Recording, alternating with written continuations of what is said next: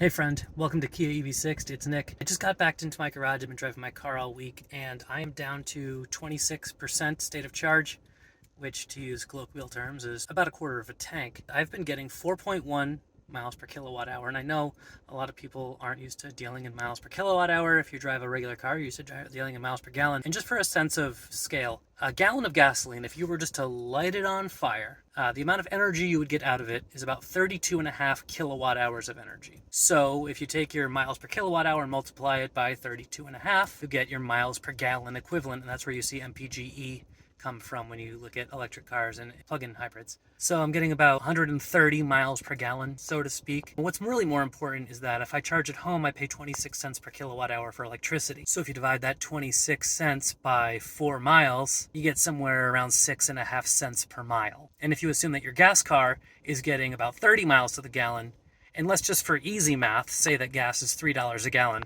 which it isn't, but if it were, you'd be paying about 10 cents per mile to drive your gas car. Now that doesn't include oil changes and all the other maintenance that goes into a gas car that you don't need to put into an EV. Anyway, at this point, now that I'm down to a quarter of a tank, I would probably fill up my car. Rather than going to the nearest gas station, I've just backed it into my garage and I'm just gonna plug it in. I'll just let it charge overnight and I'll be ready for next week. Let's grab my charger here. It's hard to look at the phone and the charger. There we go.